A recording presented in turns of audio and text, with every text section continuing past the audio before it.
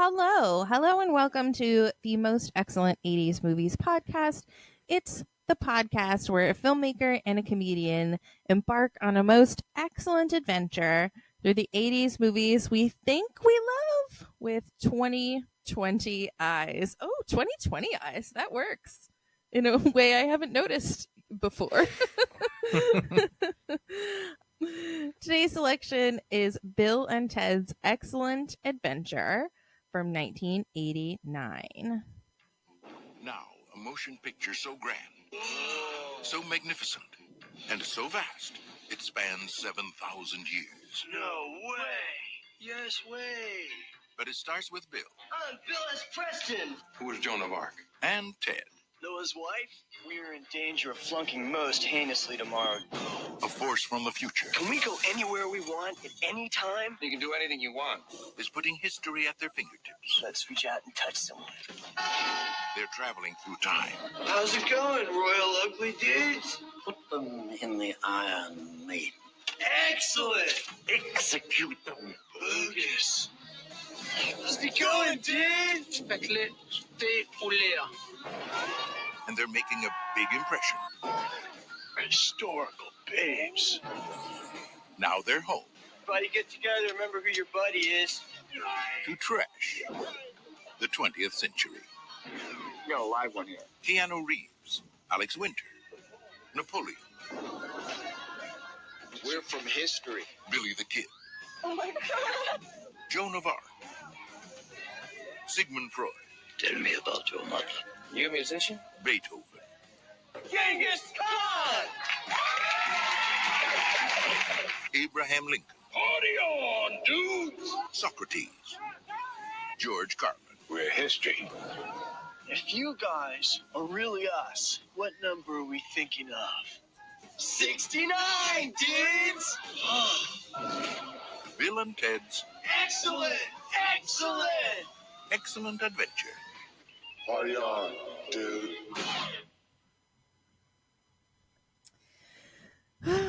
You know what's so weird about the trailer is that they list some people by the actor's name and then they just start naming characters and then they go back to George Carlin. Like, Socrates, Billy the Kid, George Carlin. Okay.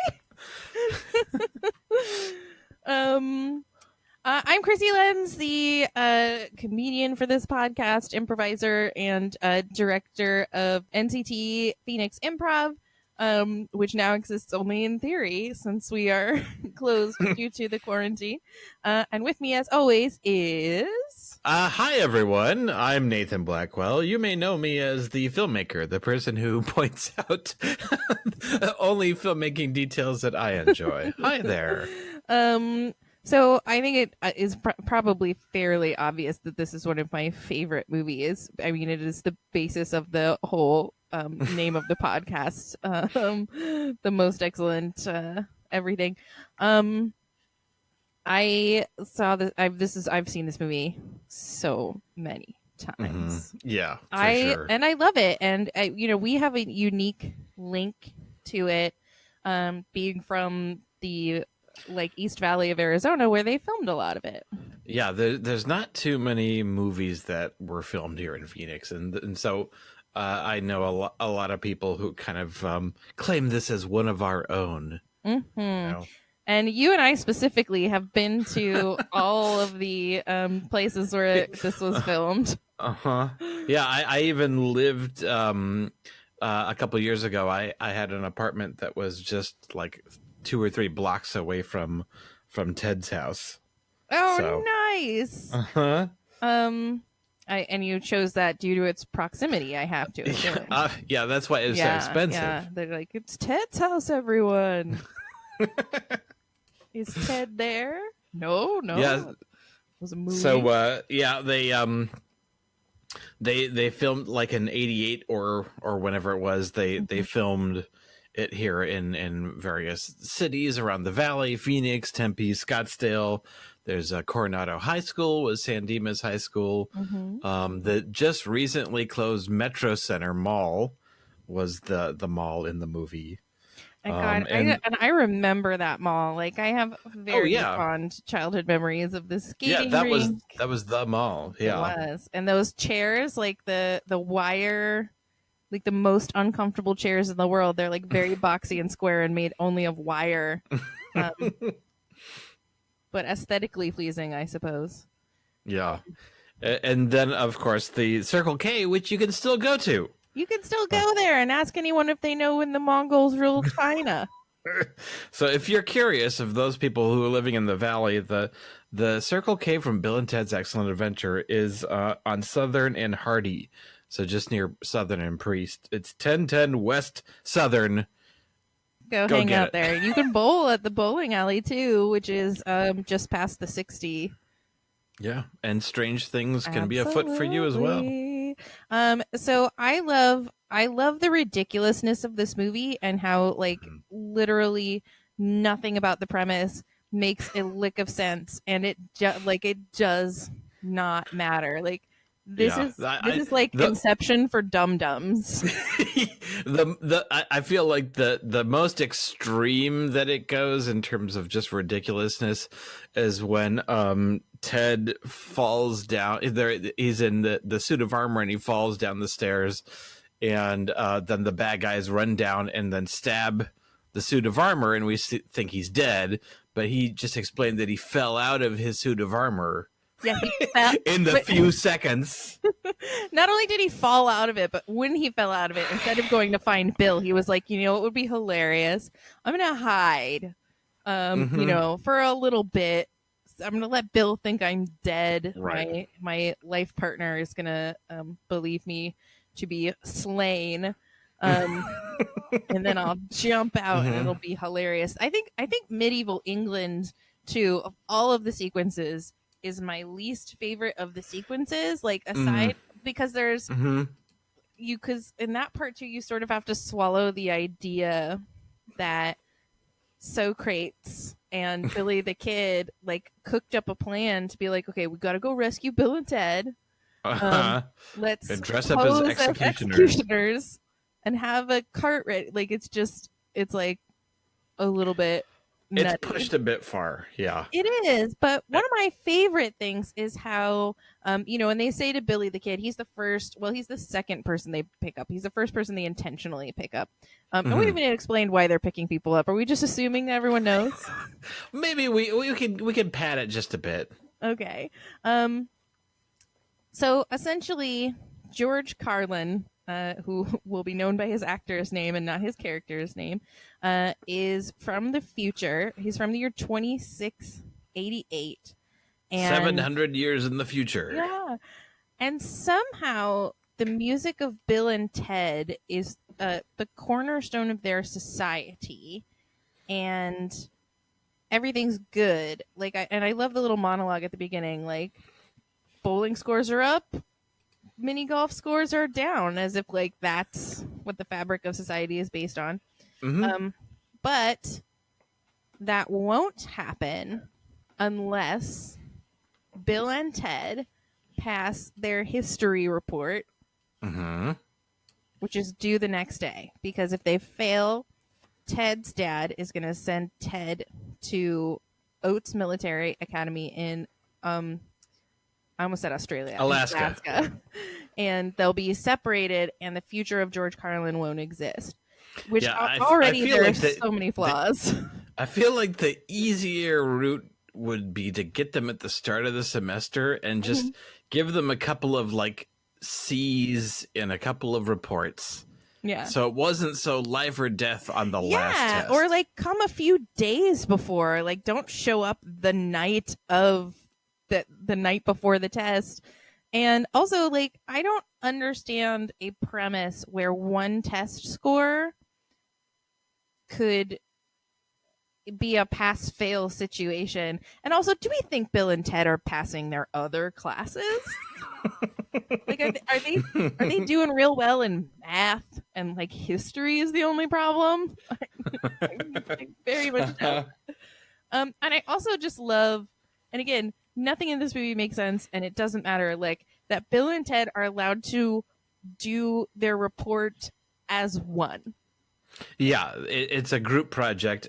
Everyone else has to do it individually, but for them, it's Yeah, a like group they're just project. it's just accepted by everybody in this universe. So like Yeah, Bill that and would Ted are I guess one. that would have made more sense if you had people working in pairs for all the lead up beforehand. But Hmm. you never. I've seen the movie maybe 20 times, and I've never thought about that. No, I think about that pretty constantly. And they're just sweet. Like they're dumb, but they're not. What I Yeah, they're absolutely. sweet. That's very. I think. I feel like the grandfather of these guys' characters is in some ways Spicoli. Yeah, yeah, yeah. Sean Penn. Yeah, in Fast Times, Hmm. and these guys they're extremely dim, but they're actually very kind and sweet, and that's why we like them. They're not Beavis and Butthead, No. they're metalheads, but they're it's like the original intention was that they were kind of like very kind of like Detroit City style metalheads with jeans and black shirts, and when they cast Keanu Reeves and Alex Winter, they were way more of a kind of California airhead, Hmm. Hmm. and they just have this kind of sweetness, this kindness, or it's just like there's no aggression in there. No, they even say it when they're in the Old West when they get Billy the Kid and they're about to be in like an old Western saloon brawl. They're like being confronted and they're each just like, we're totally weak and we can't fight you, so I will offer you tickets to a water park. Like they're not Mm-hmm. violent. They're so um and they all also, and I to me I saw this more in Bill and Ted's Bogus Journey, but whenever they like approach someone to either ask them for help or something, they always begin the conversational volley with a genuine compliment. Like they Mm. almost always start off by saying, first of all, we just want to say that we love this about you and we think this is great about you know where we're at, and then we're gonna ask you something. And it's like genuine. They're not like buttering up. They just really like see the simple beauty in everything. Mm-hmm. And even though they sort of rib each other a little bit, like "shut up, Ted" is probably, if I were gonna make a drinking game rule, it would be that one. Mm-hmm. They are really supportive to each other, and Yeah. they love each other, and I think Yeah. that it's beautiful. Um, So, okay, so they're going to study for their history report. Rufus confronts them at the Circle K and is like, guess what? I've got a time machine, and you get like less than 24 hours to Mm-hmm. literally travel around through history for like a boop in each place that you want to go, and then you'll pass your history report. So he takes them to ancient France, not ancient France, Right. Napoleonic. Napoleonic France. Yeah. And they're there for like a hot minute. He's like, "This is France. That's See, a time travel war. exists. Yeah. Um, I'm not gonna go with you." And then they accidentally kidnap Napoleon, Mm-hmm. which is Yeah, there's an explosion and he flies, I guess, hundreds of feet. yes, and also like he's pointing the cannon at them, and he's nowhere near it. So Uh-huh. it's a happy accident. And I think like a kind of a genius in the structure of this movie, because that of course gives them the idea to kidnap people throughout history. And Yeah.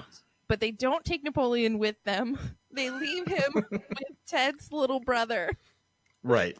And so we get to see, while Bill and Ted are having their adventure, Deacon, his two girlfriends, and Napoleon like having an adventure of their own. Yeah, it's something you can kind of cut away to and kind of have a little fun in another almost like B story. Yeah, for such a silly, comedy, I feel like they do a really good job of having these different levels of stakes. It's something that I feel like wasn't in Bogus Journey, the sequel. Like Absolutely. you've got you've got them. They need to pass this test to save all of civilization, but that's very kind of like a nebulous thing, you know. But they've also got with like Ted, they've got if he flunks this, then he's going to be sent to a military academy in Alaska, you know. And then you've also got whereas losing Napoleon running loose in modern day, you know. Sunsplash at Sunsplash Gulfland. Yay. Yeah, and then they continually take all these different elements of like stakes and things that are going on, and then they all pop up at different points. You know, the people that they've kidnapped misbehaving. You've got the cutting away to the eventually the history test and the other people giving their tests. You know, you've got the whole idea, the conceit is that even though they can time travel at any point, that there's a fixed point in time, that their time is always the same. So even though they can, you know, it's like the time that they're originally from, that continues to move ahead, even though it doesn't make any sense. That's the same conceit that they use in Endgame, though, too, right? Is that like time is a stream, and like you can jump into a stream, but you can't stop the stream from flowing. Right. But so the whole idea is that the clock from where they are on, it continues to move ahead. So even though they can go anytime through any point in time, they have 4 hours until they need to give that test. Right. Which is a little, as time travel logic, it's a little squiffy, but I mean, it is. Well, all time travel logic is a little squiffy. Oh, absolutely, absolutely. But then they ruin even that by in the last third of the movie deciding that the way that they'll get out of the jam that they've gotten into is that after they pass the history report, they'll go back and like suspend trash cans from ceilings and do this like very hide keys and very slapsticky stuff in order to get them out of the pickle that they're in now. So I was watching this with my 14-year-old and she's seen it a million times too, but she's like, Mom, look, that means there's a timeline out there where they didn't pass the test and they stayed in jail waiting for themselves to come back and put the trash can up. And I was like, look, babe, that's not what matters. Like, it doesn't matter. Right. Yeah. I disagree. I think that they have to now then, after their success, they have to then go back and then do all those other things. But then they wouldn't have been able to achieve the success the first time if they didn't do it the second time. Well, that's what we call a paradox. Yeah, exactly. There's paradoxes, there's fixed points, there's a telephone box time machine. It's very Doctor Who. That would be a good deep cut recommendation, probably. Yeah. But when we talk about like ridiculous logic and how far the silliness goes, I feel like that's when it's at its best. Is that scene where they're just casually talking? It's like, dang it! If only we had keys to get in there. It's like, wait a minute, why don't we just travel? After all this is done, we just time travel and steal my dad's keys, and I'll just put them over here, like right behind this thing. Oh, hey, look, there's keys. We did it. We did it. It's so casual. It's not like, you know, like a special close up or whatever. It's just like they're just talking. They're shooting the shit. Oh, hey, cool. I did it. All right, great. Let's go. Like, it's so like, you know, it's all one shot and casual and matter of fact. It's just, I feel like that's when it's at its silliest best. I agree. And like, you know, this movie has roots in improv. To the writer creators of the characters Bill and Ted, Ed Solomon, Chris Matheson created these characters improvising together, and so there's kind of their characters. Yeah, and it's interesting. So they've written all three movies, and and so I really love it, and you can tell it's based in improv because so much of the story is very much yes and like there's almost no denial or no buts, like aside from the characters who exist to create conflict, which is really only Ted's dad. They say yes to everything, even the personages of historical significance that they kidnap. just are so taken with Bill and Ted that they then join in the kidnapping. Like you have, Sigmund and Freud being kidnapped by Billy the Kid and Socrates, who are like besties, and like everybody's just immediately on board, and not they just want to be part of it, and they want to like do chores with Bill and Ted, um, and they just everybody says yes to the situation, which I love, and I love. There's nothing that I don't love. I love their stepmom Missy, who was a senior when Bill and Ted were freshmen, who's married to Bill's dad, and so she's got to be like 20 or 21, right? Yeah. And she just wants to be a good mom. Like she wants to bring him snacks and pick them up and take them on rides and make them do chores. And it's just a fun little extra spice to the story, you know. It doesn't really mean anything other than it just being a bit fun. Just it doesn't really pan out to like some weird kind of payoff or anything like that. It's just like this great extra little layer. But I am so excited. I'm so excited to see, like, specifically in regards to Missy, because in Bill and Ted's Bogus Journey, the joke is that Missy has left Bill's dad and is now married to Ted's dad. And so I can't wait to see what will become of Missy in Bill and Ted Face the Music and who she's married to now. Oh god, yeah, I hope she's in the movie. That'd be great. I can't foresee a world where she's not. They have to hit that joke on the threes. Oh, she's in the cast listing. I'm so happy. And so yeah, I got jazzed when I saw the trailer again today, and I saw Ted's dad in it. Oh, the trailer's again. amazing. We got to talk about that too. But yeah, and Ted's dad is really the only villain of the story, and like his villainy is just in wanting. He's kind of like the societal pressure. You know, it's like they really are kind of on the surface total losers. Yeah, who are screwing up all the time, and he's coming at it a little hard, but he's kind of the story's device of saying you need to get a job, you need to sort your crap out, you know. And they are, as sweet and distractible as they are, like their goal is to be in a band, but they don't even know how to play their instrument, so it's not like they're like working hard and failing. We should learn how to play, dude. Yeah, I love their circular logic too. We got to get Eddie Van Halen. No, we got to have a video before we can do that. Well, we should learn to play our instruments. Well, how will we learn to play if we don't have Eddie Van Halen? Okay. And yeah, it's and I think we have to assume, based on like what we've seen of Face the Music, that they're still going to be sort of languishing. And that's the question we have at the end, is like, how do they save the world? I mean, it seems like the third one kind of like only kind of disregards the last maybe 15 minutes of the sequel of Bogus Journey, and I'm okay with that. Me too. I am okay with that. And I want to talk a little bit about bonus journey. Bonus Journey. The bonus. Yeah, no, that's accurate. After we're done talking about this one, because we are basically just leading up to the third one. So the other thing that I love too is like we get this really fun, very slapstick, and I gotta say, like when we talk about the movie holding up, like I'm gonna give it a firm. Absolutely, it holds up with one like asterisk.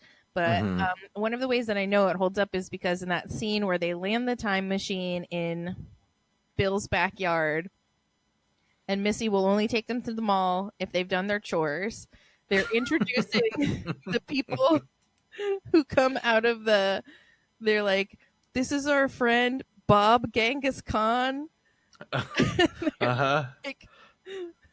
Like introducing them by the dumbest names ever. And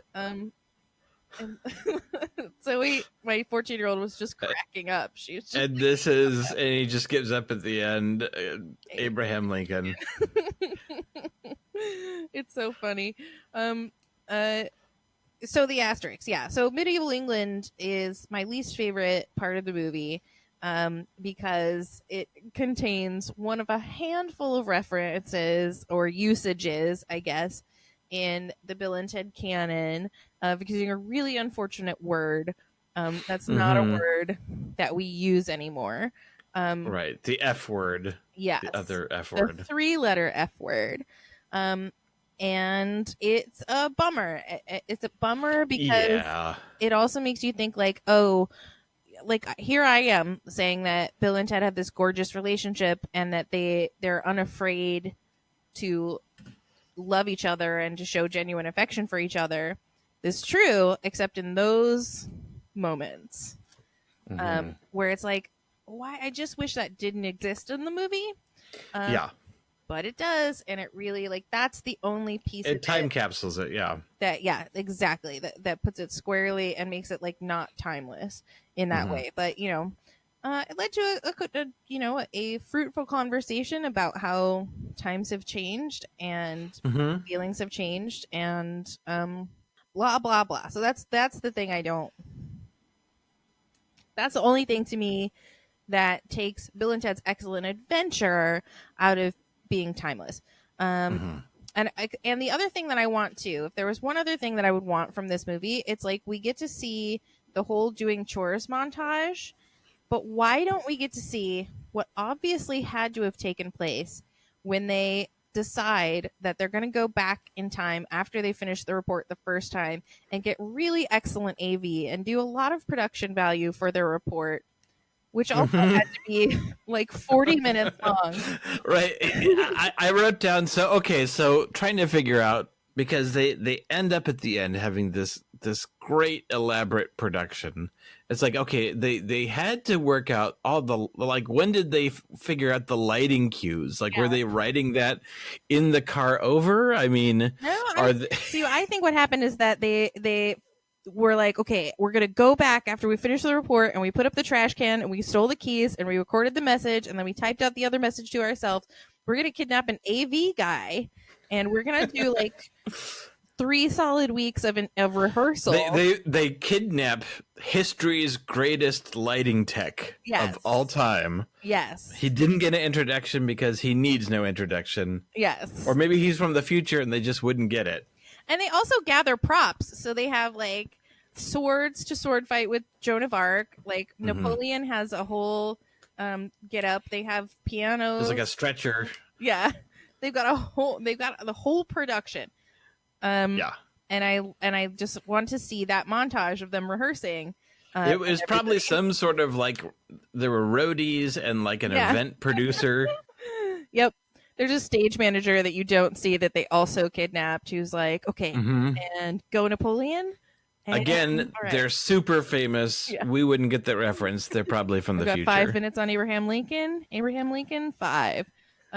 Right. And ready camera 2 and camera 2. I love it.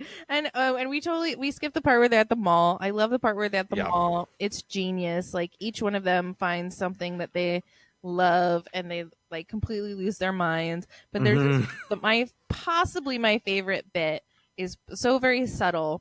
So is it mall, Freud? It's Freud, yeah. Where the Freud has a corn dog that he's holding very phallically. Yep. And then they're talking to these girls, and the girls are like, "Oh my god, you're such dorks!" And the corn dog Freud is holding, he just slowly points it toward the floor. So good. Now, why was Beethoven in trouble? Like everyone else was like ruining something or like commandeering a jazzercise lesson, or just Genghis Khan was destroying a sporting goods store, but Beethoven, like, he was just kind of like grandstanding a little. Like everyone was gathering around, they were excited about the product. Like he was in a piano store just going nuts playing like 5 pianos. I feel like the guy who was super kind of like salesman at him is like, "Oh, do you play? Here, take a look at this." He must have had some sort of fragile ego. It must have been, because he was not overtly doing anything to get booted out of the mall for, or arrested even. Yeah, you see the guy who works at the store like get mad at him, but I don't cross his arms.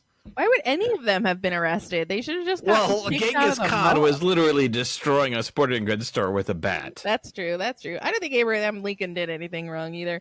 Oh, I think it's so great that like you see sort of the journey of the characters changing, like when they get to the mall and Bill is like, do you have your buddy? And he's like being very Yeah, that's the responsible. best line. Now remember who your buddy is. It's it's a great movie, and it's super fun, and it's a great watch. Mhm. So before we talk about Bogus Journey, Mm. it is from 1991, so it's technically Yeah. not an So there's a crossover with our 90s podcast. yeah, and it's soon to be our TBD. Elvis movies podcast. Right, our Elvis movie. Yeah. So Bill and Ted's Bogus Journey. We should, in our Elvis movie podcast, we should just record. We should cover all Elvis movies in a single podcast. It will be a single podcast episode. Yeah, I'm podcast. into that, and because I think like I have a suspicion that when they were just like, we need to make another Elvis movie, they had a dartboard. Like the writers had a dartboard that had a list of professions Mhm. and then a list of like activities. So it was like, okay, in this one he's a scuba diving instructor in Dart, Hawaii. Wait, And so there's my Dart- brother Logan, when we used to play Balderdash, and we only played the movie version where you had to come up with movie titles or movie synopses, and every night or every time we played, Logan would come up with the most ridiculous Elvis plot line, and it was always something like Elvis is a swimming instructor, even though he himself cannot swim. Yes, they're all that. It's like, this one, Elvis is a ranch hand at a dude ranch that's really a fat camp. Uh-huh. And there's monsters, classic movie monsters, including the Wolfman and the Mummy. And This exists. It's a Scooby-Doo plot to get the ranch to go out of business so that because they're trying to, yes, that's a real movie called Tickle Me. Oh my gosh. So yes, I love it. Okay, Bill and Ted's Bogus Journey. Right. Came out 2 years after Bill and Ted's Excellent Adventure, and in the intervening time, Bill and Ted's Excellent Adventure had become a hit. It was a sleeper hit. Everyone hated it, like the critics and stuff hated it, but people loved it. And right. There was I loved it. I because again, it was a sleeper. I didn't catch it in the theater, but 2 years later, I for sure caught Bogus Journey in the theater. Like I had watched the VHS like so many times, and it's funny when you're a kid. Like 2 years is like an eternity. Like I remember just like for Back to the Future 2, like waiting forever. Like, oh my god, I've waited a third of my life, which is only like 4 years or 5 years, Yeah. And so I remember the distance between the first Bill and Ted's movie and the second Bill and Ted's movie. It was just 2 years. Yeah. Well, but it was like 2 big years. Like it was, between 89 and 91. Like, I don't know. It just feels like the whole world was different or something. But they had a cartoon. Because that's what happened in the 80s, is that if you were popular and like marketable to like young people, they were like, put a cartoon together right now. Yeah, thanks to Ronald Reagan, you could have commercials that were up to 30 minutes long. Yeah. And so that's when the floodgates began for all these toy Saturday morning cartoon commercials, effectively. Like G.I. Joe and Transformers and He-Man and Care Bears and all these other stuff were basically unabashedly trying to sell you a toy. Yep, trying to sell you merch. And there was like, there was Bill and Ted merch. There was cereal and like crazy stuff. But the cartoon show was kind of like, so Bill and Ted, they're not strictly time travelers. They get into all manner of odd situations. So the creators really wanted to be like, okay, so they're not just time travelers. Like they have other like adventures, other things happen to them. In the Comic-Con, or no, I don't know why I know this, if it was from the Comic-Con interview that they did, but the studio pitched a sequel where it was basically the same thing, but they had to pass an English test, so they went into literature. like they would go into different characters of literature, and so it would basically be the same movie, but instead of history, it's they're kidnapping Emma from Jane Austen book or something. Fictional They're characters. kidnapping Joe Marsh. And yeah, so they were like, no, like our vision of Bill and Ted is that like every time they have an adventure, it's something completely different. So Bogus Journey is completely different. It's a very different movie. It's supposed to be 5 years in the future. Because when they were proposing to the babes, they're like, it's been a most excellent 5 years together. So essentially nothing has changed except for that they're not in high school anymore. They are still not good at instruments. And like they're trying to get into the battle of the bands, and like for some reason, in a very confusing scene right at the top, Pam Grier is like, well, I'll put you on at midnight even though you suck. And so the battle of the bands is this huge turning point. Meanwhile, we go to the future, which is not the future that Rufus came from. No, it's like everyone is wearing foam clothing. Like the future that we saw in Bill and Ted's is like everyone is kind of zen. Yeah, and they're like the wise ones are floating. Oh, and I wanted to talk about the wise ones. So when they the three most important people in the world they're credited as. And they're floating, I assume, because they're so enlightened. But what I really appreciated was that of those three people, the first one is a woman, the second is a black person, a person of color, and then the third person looks like Steven Seagal. So I really feel like and a Steven Seagal. Yeah. So they really have a spectrum of representation. And I like that. And I like the idea that in the future they're like, you know what, we don't need chairs. Yeah. Forget about chairs. And everybody is zen and they're chill. Yeah, so it's a weird take because everyone is so serious. They're nonplussed. They're basically, yes, thank you for coming, and just like very little emotion. I like to think that like beforehand, like the head dudes are like, look, I can't have you guys like freak out in front of them. Okay, you got to keep it cool until they're gone. Understand? Like cool. They maybe overdid it with the preamble. Yeah. The preface. Do not embarrass me in front of Bill and Ted, you guys. No space selfies. So that's another thing. The beginning of the movie, the first thing you see in Bill and Ted's Excellent Adventure is like 11 minutes of a crystal slowly falling from like the ceiling. 2 minutes. Oh, please. It's an eternity. And then it becomes the phone box. And it's just like, I forget about that part. That part is like a brainwashing moment where you forget it until the next no, time. I remember that part. Really? I'm always like, what the hell is this crystal? Did we put in the wrong movie? Why is it taking 11 minutes to descend slowly from the sky? So this is not the future we were promised. The future we get to in Bogus Journey is a lot more like the future I would think Bill and Ted would create. Yes, it's a little closer to Back to the Future too. It is. Yes, exactly. It's so 90s. Everything is neon. Everything is like both weirdly tight and oversized at the same time. Is bananas. And so there's a bad guy who there's none explanation. Yeah, so Denomalous, which is Ed Solomon spelled backwards, and he's one of the writers. What? It is. But yeah, he's so overtly evil. All his bad guys come in black, but they're also in foam clothing as well, which I liked. But yeah, you know what? I felt like they really missed, like, they literally never mention their ethos unless I was out of the room at that point. Like, what they believe. It was just, it's like, they're just like they're haters. Really just, they're just haters. He just like hates Bill and Ted and finds them obnoxious.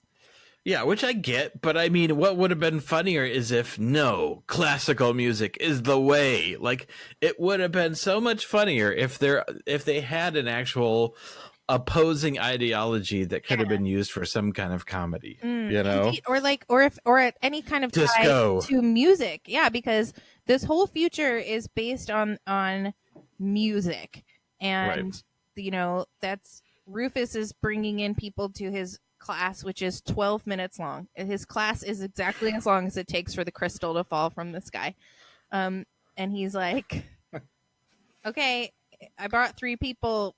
The one's from the future and 2 are from the past and one's from the 90s. And make sure you wear headphones when you do your homework. And then that's it. So Genomelos is just like, I hate them, and bada boop, I'm gonna ruin their lives with these very sexy evil robot versions of them. Did they use the word sexy? Is that your word? I'm not sure. I think it was implied. I'm pretty sure. I kept hearing it in my head, Nathan, even if it wasn't being said out loud. I'm pretty sure it was implied. Well, it is. Okay, so it's 1991. Bill and Ted's Bogus Journey comes out the same year as Point Break. And you know, Nathan, of my devotion to Keanu Reeves as a frequent guest of my Keanu Reeves. As does the podcast. Yeah. So, like, this is Point Break Keanu as Ted. And the evil robot versions of both of them are really hot. They're just so evil. Is it because they're assholes? It might be. I don't know. But they are. They're mean robot versions. And that makes them so hot. They're so hot. I don't know why. But they're very funny in their evilness. So Bill and Ted are living in an apartment and like still.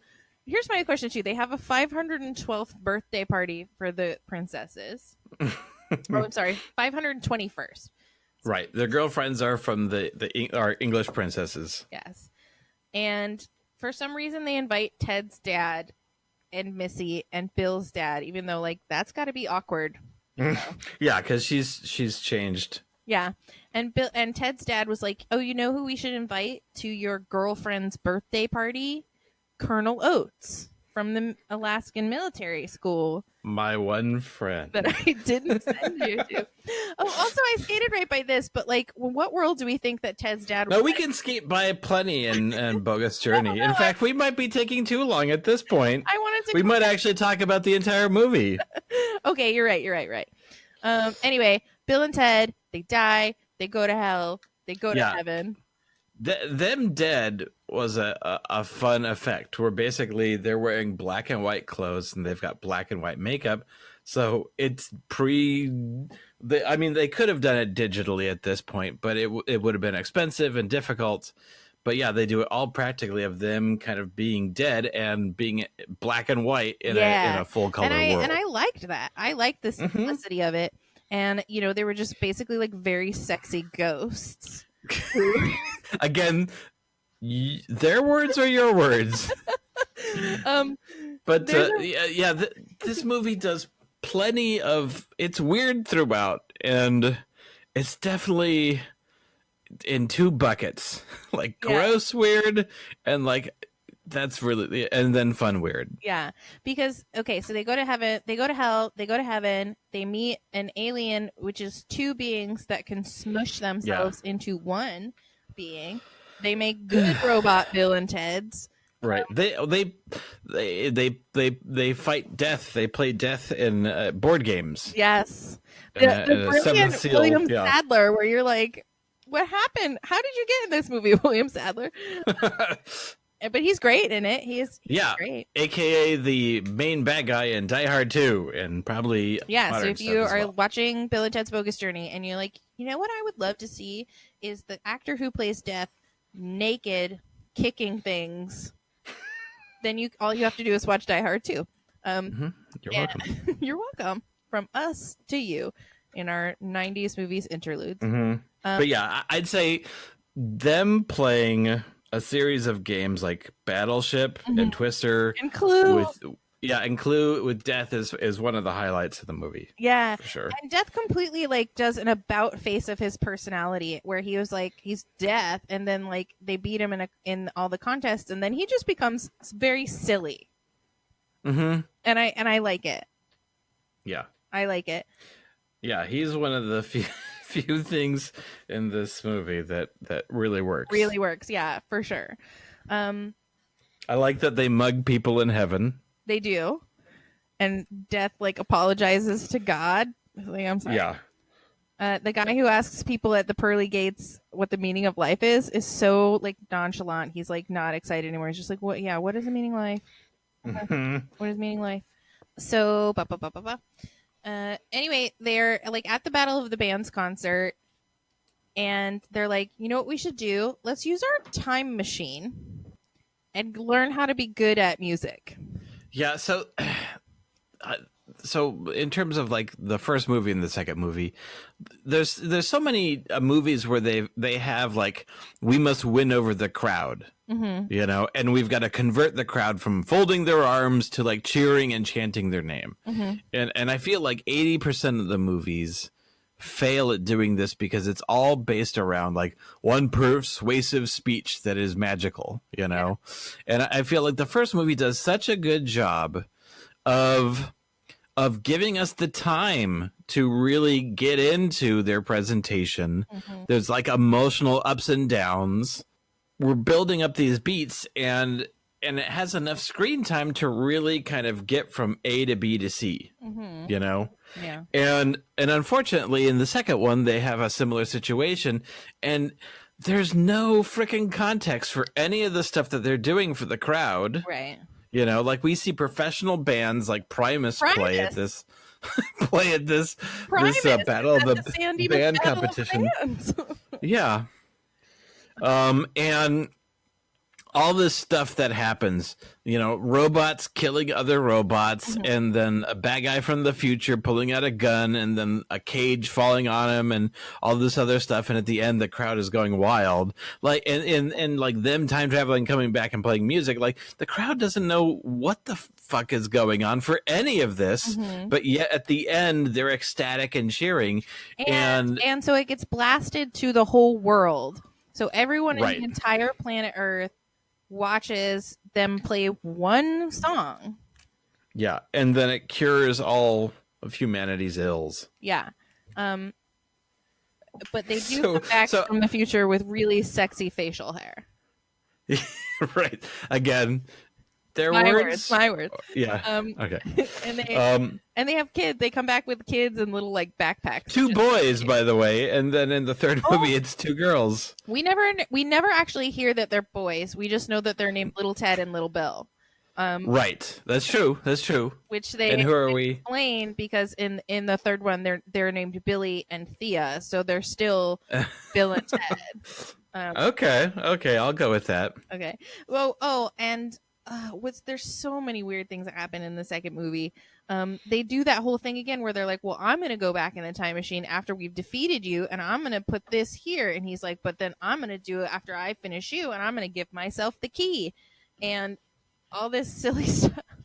It's just, and one thing that I find odd, just really odd, is that so Pam Grier at the very end is revealed to be Rufus in somehow a zippered costume of Pam. Like he unzips Pam Grier Right. and inside George Carlin. And this reminds us that at the beginning of the movie, George Carlin uses a guitar, a flying V guitar, as a grappling hook to chase the evil Bill and Ted, and then we never see him again. And he's like, well, I just wanted to help you guys out. And it's like, yeah, but you helped them the first time and did not disguise yourself. Yeah, there's a lot. There's a lot that is troublesome in the second movie. Yeah. And also the princesses are different. And I didn't like that it was two different girls. I think it was like the first time that I remember being like, those aren't the princesses. But there are still really brilliant like moments and jokes that land that I like a lot in Bogus. Like they when they're sexy ghosts and they're trying to like have somebody help them, they go to the police station and they jump into Ted's dad and Ted's dad like police sergeant in a brilliant piece of acting where those two actors are like being Bill and Ted inside the other person's body, and there's a brilliant moment where they air guitar, and Ted's dad air guitar is like an easy listening guitar. It's not like the it's like it's like his air guitar. Like it's if we all have our own air guitar inside of us, and it is like the music of our soul. Uh-huh. I'm into that. That's all. Oh, and here's some other just fun facts for you in case you want them. Okay. In Bill and Ted's Excellent Adventure, in the Ziggy Piggy scene where they take Napoleon to the ice cream place. Oh, are those the two writers? And in Bill and Ted's Bogus Journey at the seance with Missy, there are two men in the seance, and those are also Ted and Chris, the writers. And when Missy is chanting to banish the ghost of Bill and Ted to hell, she is saying, Ed and Chris will rule the world backwards. Yeah, I know. Oh, man. Those are just things that I know, and I have to be possessed of that knowledge, so now I've shared it with you. Oh, thanks. You're welcome. So I'm so... Oh, and Denopolis, his first name is Chuck, apparently Chuck. He's revealed to be a gym teacher, isn't that right? There's a very dramatic moment where he's like, Denopolis, my old teacher. And then at the end, Rufus is like, he was my gym teacher. So weird. And also my favorite joke in Bill and Ted's Bogus Journey is when Bill and Ted are riding with them in the van and they're about to be killed. He's like, can we get some heat back here? And Evil Ted is like, shut up, Bill. And he's like, oh man, I'm going to have to remember to be more courteous to myself when I become him. And I'm like, that's smart. That's dumb, done smart. Mm-hmm. And that is what I think is the soul of Bill and Ted, is that you have to be really smart in order to play dumb in a way that is beautiful. Yeah. And that's me philosophizing. Just win, dude. Every rose has the thorn. That's the science I'm dropping on you. Okay. So do we even want to rate Bogus Journey? You know what? It's probably not fair. I mean, technically, it's a '90s movie, and it's gonna be it's gonna be a sad number either way. Okay, that's fair. I give it a 4. Yeah, I'm so psyched for Bill and Ted Face the Music, which is like we're releasing this episode that we're recording now as a special release.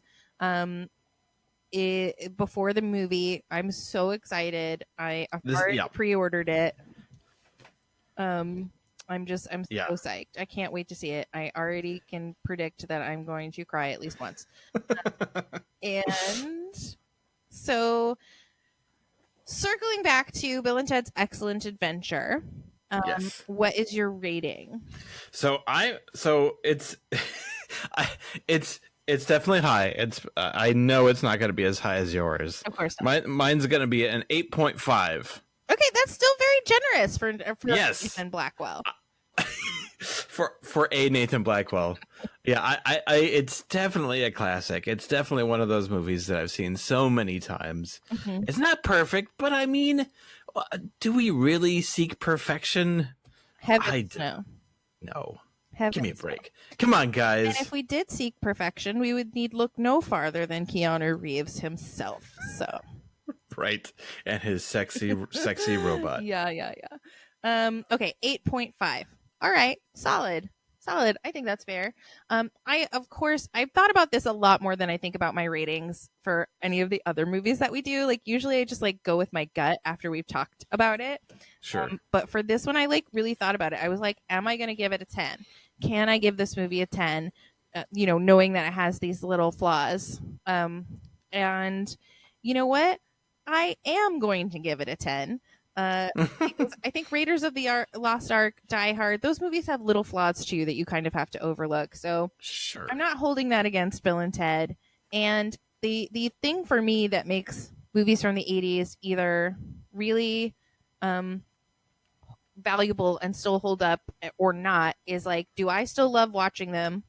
And do do my kids like watching them? That to me is what means it holds up.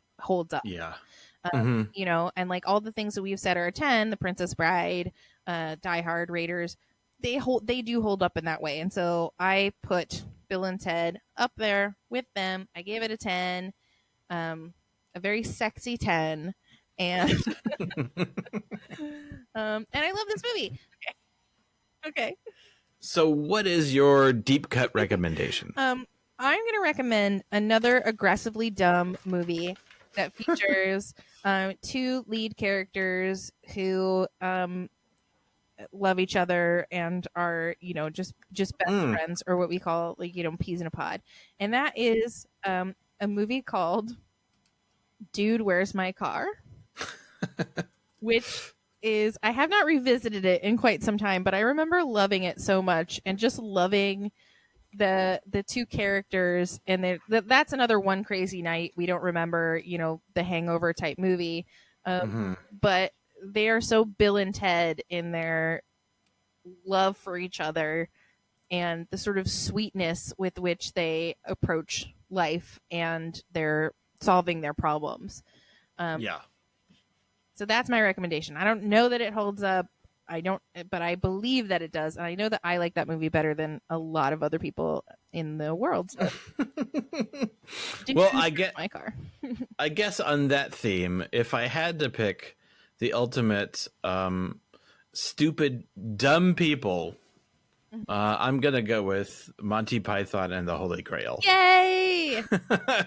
Because if we're talking about the quintessential, every single person is an idiot, that would be my first pick. Yes. Oh, it is the ministry. It is approved by the Ministry of Silly Walks. It is the confluence of dumb, silly ridiculousness. Yeah. And somehow it works. I like another like thing that would be a good deep cut recommendation would be Men in Black, which is also an Ed Sullivan jam. Yeah, and recently, I mean, I just saw this like last week, Idiocracy. Oh, I love Idiocracy. Yeah. The movie that predicted our future quite accurately. It holds up. It does. It holds up more than it did when it came out.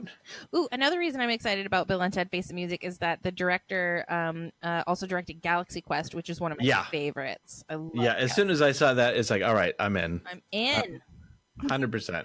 Yeah, so awesome. So I'm excited too. I'm gonna put up the I've got a projector screen. I'm gonna put that up in the living room and I'm gonna watch that on Friday. Yeah, me too. Very excited. I'm so sad that we won't get to like have the full experience of seeing it in a movie theater, but I'm do the best I can to enjoy it anyway. And I'm so glad that they're putting it out. Like, I need a new movie, guys. I've seen everything. So I'm super excited. And this is like, it's kind of nice to be in this moment right now, Nathan, because usually we have to debate a little bit about like what we're going to say at the end after Be Excellent to each other. But this time we just go with the reason we say it. Yay. Thanks for listening. Like, rate, review, thumbs up. I know we say that every time, but it's meaningful for us every time. And every time you do, it gives us a huge boost and we appreciate it. Nathan, where can people find all of your geniusness? In quotation marks. Squishy Studios is the best way to just squishystudios.com is you can see our most recent short film that I did in March or February. And that's also where you're going to find future stuff. I've been trying to figure out what I can do during this pandemic time, since most of our stuff requires physical production and requires other humans. So I've been toying with the idea of doing a an actual like radio series, like a scripted podcast. Yes. And so I so support that. if you don't see anything on the website in a couple of months, then I didn't do it. But if you do, then I did. I want you to do it. Okay. I want to be encouraged. I've written the first.